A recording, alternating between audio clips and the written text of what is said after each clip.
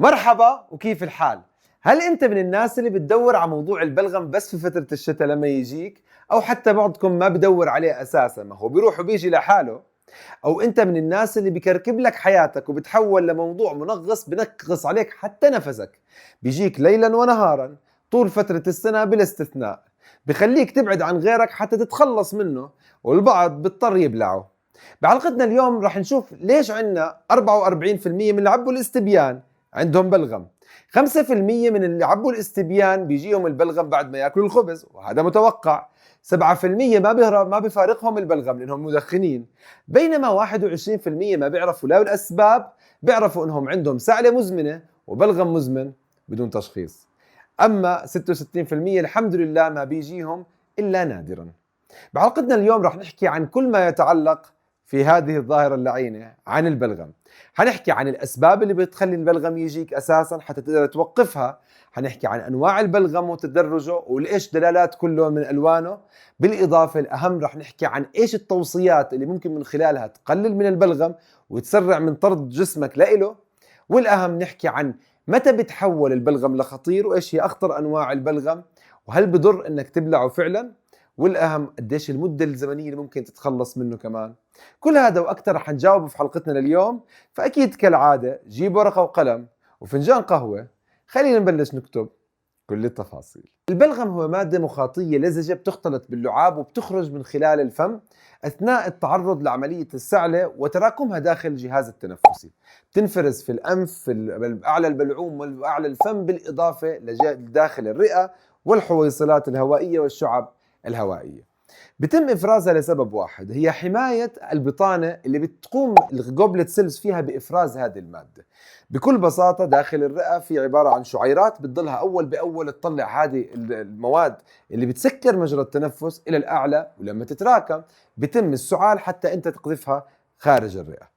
بكل بساطة هذه المادة بتم تحفيزها لما تتضايق البطانة الداخلية لكل منطقة البلعوم بالإضافة للرئة، بصير بكل بساطة دخول أتربة أو تعرض لمواد بتسبب لك الحساسية، تعرضك لأحماض المعدة واللي ممكن تسبب السرطانات في المريء والبلعوم بيزيد من إفراز هذه المادة.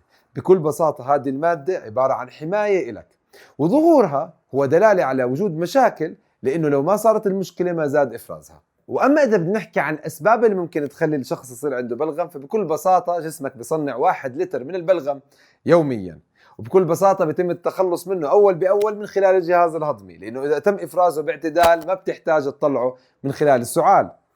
البلغم ممكن يزيد اذا انت تعرضت لظروف تاذي جسمك بشكل عام وتخلي الجهاز عندك التنفسي يتحسس. يعني الأشخاص المدخنين دائما طول السنة عندهم بلغم، الأشخاص اللي عندهم مشاكل في الهضم وعندهم ارتداد مريئي دائما، هدول الأشخاص وصول الأحماض المعدة لأماكن خاطئة عمالها بتهري الأوعية، بتهري داخل المريء والبلعوم، بتسبب إفراز البلغم وزيادته، عشان هيك بصير بيعانوا من البلغم. الأشخاص اللي عندهم حساسية وعم بياكلوا أطعمة بتزيد الحساسية بصير عندهم بلغم، بالإضافة للناس اللي عندهم ربو. تعرضك للجفاف وقلة شرب الماء بطريقة مبالغ فيها بيؤدي لاحتياج جسمك إفراز البلغم في منطقة الجهاز التنفسي لزيادة ترطيبه. الناس اللي بيشتغلوا بالمطارات أو بالطائرات أو المسافرين أثناء ركوب بالطائرة دائما بيحسوا بعضهم بمشاكل في التنفس، بكل بساطة بسبب تراكم البلغم الناتج عن جفاف الطائرة. أما الأمراض التنفسية زي الأشخاص اللي عندهم سل أو الأشخاص اللي عندهم الالتهاب في الحويصلات الهوائية بتراكم عندهم البلغم بطريقة كتير كبيرة. تعرضك أو استهلاكك لبعض الأدوية العقاقير ممكن يسبب لك بلغم، بالإضافة لشربك لبعض المشروبات اللي بتسبب الجفاف زي القهوة والشاي، بالإضافة لكان معها سجاير بتزيد كتير البلغم. ترى التوتر والإجهاد والقلق والهلع بزيد من الارتداد المريئي وبضعف المناعة، وعشان هيك هدول الأشخاص بكون عندهم مشاكل في البلعة. وقبل ما تحاول تعالج البلغم لازم تعرف إيش سببه أساساً، وهذا ممكن يكون بسيط من خلال معرفة لون البلغم عندك.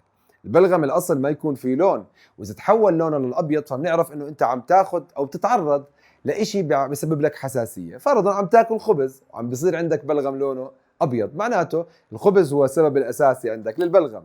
الشغلة الثانية انه يكون لون البلغم لونه اصفر، في هذا الوقت بنعرف انه في عندك التهاب بسيط من بكتيريا او فيروسي وغالبا بروح لحاله.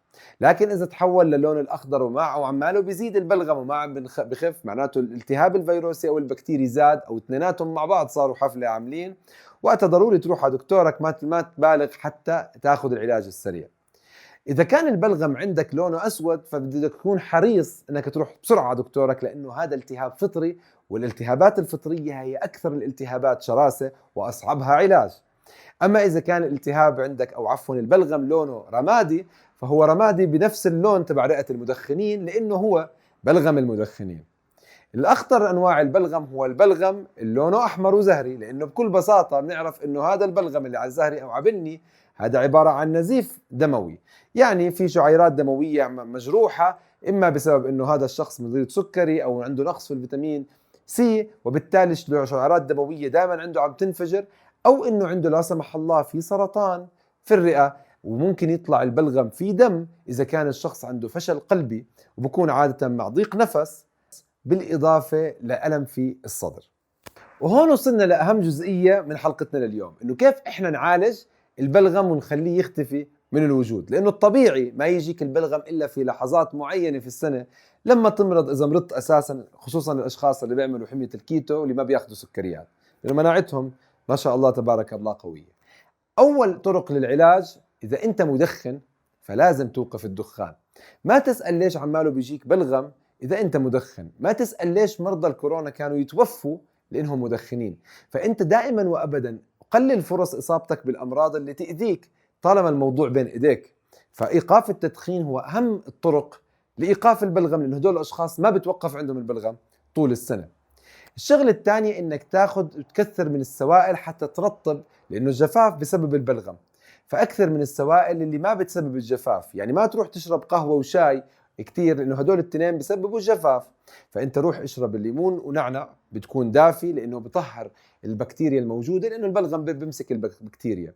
ويكون المية فاترة أو دافية حتى تستفيد أنت من الفيتامين سي، ما تكون المي سخنة اللي فيها الليمون. تشرب سوائل عشان ما يكون في نقص عندك في الأملاح. مش غلط تحط رشة ملح في ميتك إذا ما عندك ارتفاع في ضغط الدم. احرص على شرب مرق العظم الدافئ. مرق العظم الدافئ فيه أملاح وهو سوائل بالإضافة إلى البروتينات والمعادن الموجودة فيه. ممكن تشرب البابونج، فالبابونج بيساعد على طرد البلغم. اشرب لك من كوب لكوبين في اليوم الواحد من شاي البابونج. أما النقطة الثالثة فاستهلاك شاي الحلبة. الحلبة من البقوليات الممتازة وللجهاز التنفسي، فهي بتقلل الاحتقان في الحويصلات الهوائية. مش بس هيك، هي بتذيب المخاط وبتسهل دخوله للجهاز الهضمي، وبالتالي بتفتح لك أنت المشاري عندك. اضف الى ذلك اذا انت بتعاني من السكري ومقاومه الانسولين، فالحلبه بتقلل مقاومه الانسولين، واحد بتحفز البنكرياس وبتقويه على زياده انتاجه. عشان هيك بيستخدموها مرضى السكري كوسيله لتخفيض السكر عندك في الدم. ممكن تستخدم الحلبة بكل بساطة بأنك تغليها ل5 دقائق، تتركها ترتاح من 10 ل 15 دقيقة، بعد ما تصفيها تشربها، صحتين وعافية. أما النقطة الرابعة فهي للأشخاص اللي أصيبوا بالحمى أو الإنفلونزا ونتيجتها صار عنده بلغم. بكل بساطة ممكن أنك ترفع الجهاز المناعة عندك من خلال أنك تاخذ الزنك والفيتامين د. مش بس هيك، الزنك نفسه يستخدم في عملية إعادة بناء الجلد والأمعاء من الداخل والبلعوم والمريء وكل أي نوع من أنواع البشرة في جسم الإنسان. أما النقطة الخامسة فهي الغرغرة بالماء المالح. ما في أفضل أنك تتغرغر من 30 إلى 60 ثانية بالماء المالح، بأنك تجهز كاسة مي تحط فيها معلقة شاي أو نص معلقة شاي من الملح وتتغرغر فيها بدون ما تبلعها، وتوصل المي لأعلى لآخر الحلق، لسقف الحلق، حتى أنت تنظف الفم من البكتيريا وتطهر وتذوب البلغم الموجود وعالق فيه. أما النقطة السادسة وقد تكون من أهم النقاط، وخصوصا لل21% اللي مش عارفين ليش عندهم دائما سعال وبلغم، إيقاف الأطعمة اللي بتسبب لك حساسية. تناولك للأطعمة اللي بتسبب لك حساسية بتحفز جهاز المناعة كامل، وبالتالي بتزيد الهستامين عندك في الجسم. لما يكون في عندك حساسية الجسم بيحاول يحمي نفسه ويقي نفسه، فبيزيد من إنتاج البلغم والمخاط في داخل الشعب الهوائية ومنطقة المريء والبلعوم. إيش أكثر الأطعمة اللي بتسبب الحساسية؟ ما في أفضل من الخبز ومنتجات القمح الغنية بالجلوتين. هي أسوأ أكل ممكن تاكله إذا عندك بلغم، و5% من الناس لعبوا الاستبيان بيعرفوا إنه السبب الأساسي هو البلغم. إذا أنت عندك حساسية من اللاكتوز أو حساسية من الكازيين، أوقف الحليب ومنتجاته حتلاقي في تحسن. دور عن أطعمة اللي عمالها بتعمل لك تحسسات، هاي الأطعمة ابعدها ترتاح مشكلتك.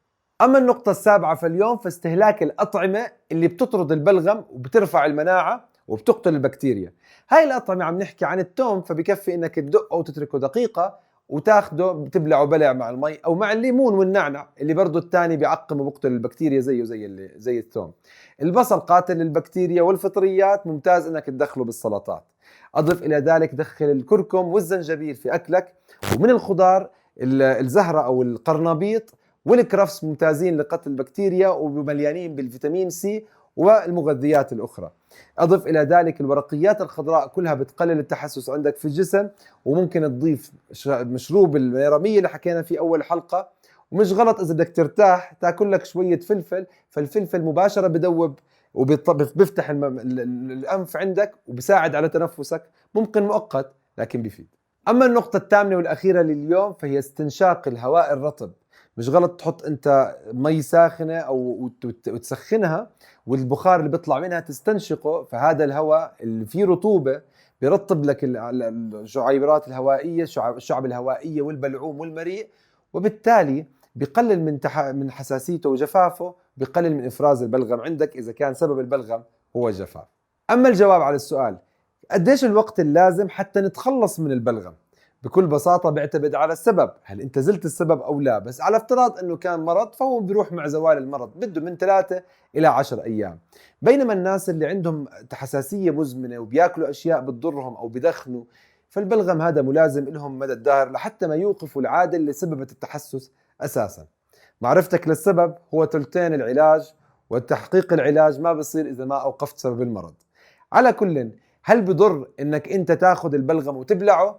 بكل بساطة احنا دائما بنبلع البلغم. البلغم عبارة عن مادة بروتينية، وحتى لو كان في بكتيريا او فيروسات فالاصل بالاشياء انه يمر في المعدة، والمعدة فيها حمض المعدة اللي قاتل للبكتيريا وكل الفيروسات. والبكتيريا اللي بتأذي الرئة عادة ما بتأذي اي مكان غير الرئة، فبالتالي عاد انت بطبيعة الحال بتبلع البلغم لما بتشرب ميتك، لانه هي بتنظف كل المجرى وهي نازلة معاها.